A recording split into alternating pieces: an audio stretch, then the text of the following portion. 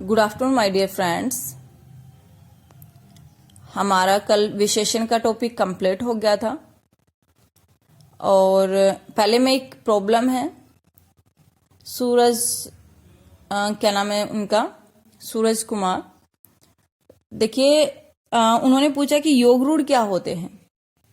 योग रूढ़ देखिए जितने आप ये समझ सकते हैं, अभी जो हम आगे टॉपिक करेंगे समास का, उसमें जो बहुव्रीहि समास जो होता है ना वो योग रूढ़ होता है, यानी जिसका कोई तीसरा अर्थ निकल जाए। पीतांबर, पीत प्लस अंबर, पीले हैं वस्त्र जिसके। तो किसके हैं पीले वस्त्र?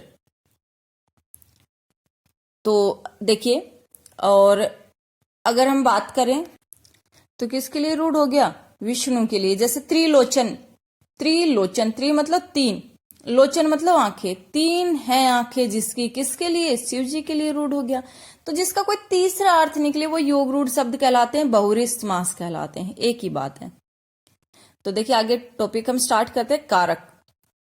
कारक की परिभाषा क्या होती है? संज्ञा या स्वरनाम का वाक्य में अन्य पदों विशेषतः क्रिया से जो संबंध होता है उसे कारक कहते हैं। यानी वाक्य में अन्य पदों के साथ जो संबंध होता है उसे कारक कहते हैं। जैसे राम ने रावण को मारा।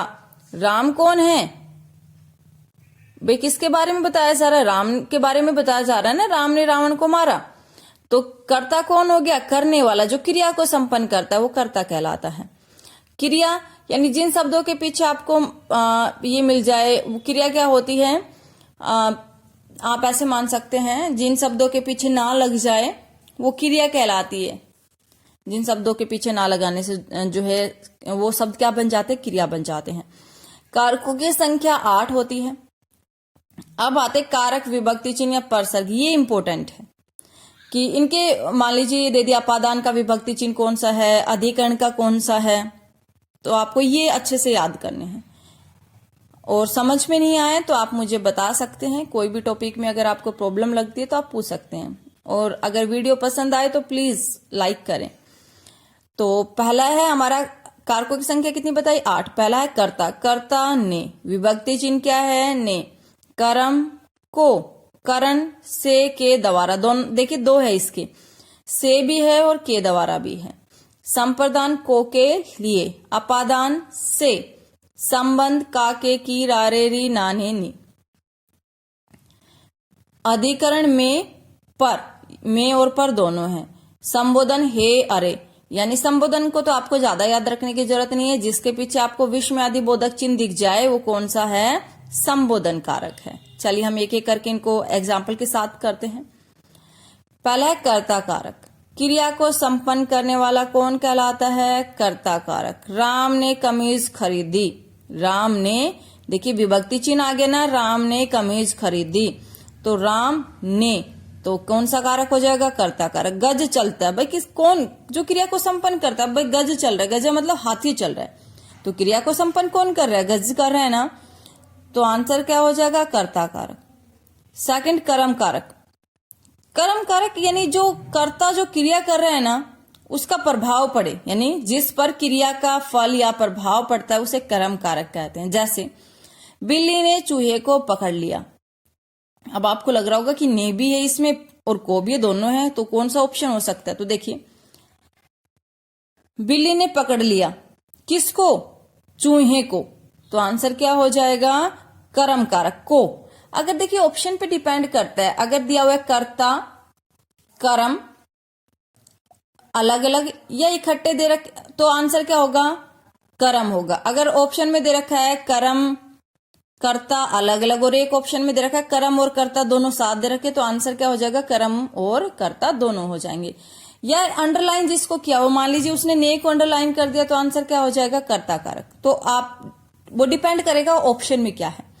कुम्हार ने घड़ों को रंगा। कुम्हार ने रंगा किसको? घड़ों को रंगा, तो आंसर क्या हो जाएगा? कर्म कारक। नेक्स्ट है कर्ण कारक। कर्ण कारक का मतलब होता है जिससे क्रिया संपन्न की जाती है, यानी वो शब्द जिसे क्रिया के साधन का बोध हो कर्ण कारक कहलाता है। जिसमें से आ जाए, के द्वारा आ जाए, तो क्या होगा?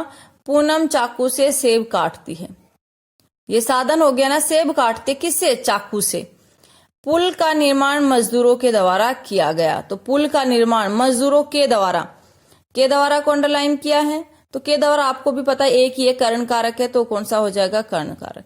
संप्रदान कारक, संप्रदान का मतलब होता है लेना, यानी वाक्य में किसी के लिए कुछ देना, वाक्य में किसी के लिए कुछ किया जाए या किसी को कुछ दिया जाए, संप्रदान कारक कहलाता है। जैसे यह रोटी भिखारी को दो। देखिए अब आप सोचेंगे कि आपने कर्म में भी को पढ़ा था, यहां पर भी को है, लेकिन अगर आपको किसी को कुछ देने की या किसी के लिए कुछ करने की सेंस आ जाए तो आप कौन सा करेंगे, संप्रदान कारक करेंगे। धोनी ने भारत के लिए पारी खेली, के लिए क्या हो जाएगा, संप्रदान कारक। अपादान कारक, जिस शब्द से अलग होना, यानी अगर अलगाव को दर्शाया जाए या किसी की तुलना की जाए तो कौन सा कारक होगा, अपादान कारक। बंदर पेड़ से कूद पड़ा, पेड़ से कूद पड़ा, यानी किसको दर्शाया जाए, अलगाव को दर्शाया जाए। भाई बंदर पेड़ से क्या हो गया, कूदकर अलग हो गया। यह गेंद फुटबॉल से छोटी है, यहां पर क्या की जा रही है, गेंद की फुटबॉल से तुलना की जा रही है, बड़ी है छोटी है, तो क्या हो जाएगा, अपादान कारक। संबंध कारक, जिस शब्द से किसी एक व्यक्ति का वस्तु का दूसरी व्यक्ति या वस्तु के साथ संबंध को दर्शाया जाए। जैसे यह मोहन का बैट है, मोहन का बैट है, यह मेरा विद्यालय है। तो देखिए यहां पर कोई विभक्ति चिन्ह नहीं है, लेकिन फिर भी कौन सा हो जाएगा, संबंध कारक। यह मेरा विद्यालय, विद्यालय के साथ संबंध क्या, मैं, मेरा, मेरी जैसे वर्ड आ जाए तो कौन सा होगा, संबंध कारक। ये राम की पतंग, भाई ये पतंग राम की है, तो पतंग है किसकी, राम की, तो संबंध कारक, यानी संबंध को दर्शाया जाए। अधिकरण, यानी जहां पर क्रिया संपन्न होती है ना, उसके आधार को जो सूचित करे, जो शब्द क्रिया के आधार को सूचित करते हैं वो अधिकरण कारक कहलाते हैं। लड़के, जैसे लड़के मैदान में बैठे, भाई लड़के बैठे कहां पर, मैदान में, तो में है, आपको भी पता है में और पर सिर्फ एक ही है, अपादान का। चिड़िया घोंसले में बैठी है, बच्चे छत पर पतंग उड़ा रहे हैं, छत पर, यानी पतंग तो उड़ा रहे हैं, लेकिन कहां पर, कहां का आंसर जब हमें मिल जाए तो कौन सा हो जाएगा, अधिकरण। संबोधन, जिस क्रिया का शब्द रूप से पुकारने या किसी को बुलाने, प्रार्थना करने के लिए जिन शब्दों का प्रयोग किया जाता है, संबोधन कारक कहलाते हैं। जैसे श्रीमान जी, तशरीफ रखिए, तो जिसमें एक्स विश्व में अधिबोधक जिसमें आपको चिन्ह दिख जाए वो कौन सा होता है, संबोधन कारक होता है। तो हमारे कारकों की संख्या है 8। डिफरेंस किसमें करना है आपको, करण कारक और अपादान कारक। करण में भी से आता है, अपादान में भी से आता है, लेकिन जिसमें साधन और माध्यम को दर्शाया जाए वो क्या कहलाते हैं, साधन और माध्यम, करण कारक कहलाता है। और जिसमें अलग होना दर्शाया जाए या तुलना की जाए तो वो कौन सा हो जाएगा, अपादान कारक हो जाएगा। और संबंध, काके की, रारे री, नाने नी, आज जैसे वर्ड आ जाए तो वो कौन सा हो जाएगा, यानी संबंध दर्शाया जाए तो संबंध कारक हो जाएगा। कर्ता, ने विभक्ति चिन्ह आ जाए, कर्म को, करण से, संप्रदान को के लिए। देखिए संप्रदान और कर्म जो है, संप्रदान और कर्म दोनों में डिफरेंस क्या है, विभक्ति चिन्ह दोनों का को है, लेकिन अगर किसी को कुछ दिया जा रहा है या किसी के लिए कुछ किया जा रहा है तो वो कौन सा कारक हो जाएगा, वो संप्रदान कारक हो जाएगा अगर किसी के लिए कुछ किया जा रहा है तो। आई होप आपको अच्छे से समझ में आ गया होगा। अगर कोई सजेशन हो, सुझाव हो तो आप मुझे कमेंट्स करके बताइए, कहीं पर आपको समझ में नहीं आ रहा है। और अगर अच्छी लग रही है वीडियो तो प्लीज लाइक करें, शेयर करें और मेरे चैनल जीवा ऑनलाइन कोचिंग क्लासेस को सब्सक्राइब करें।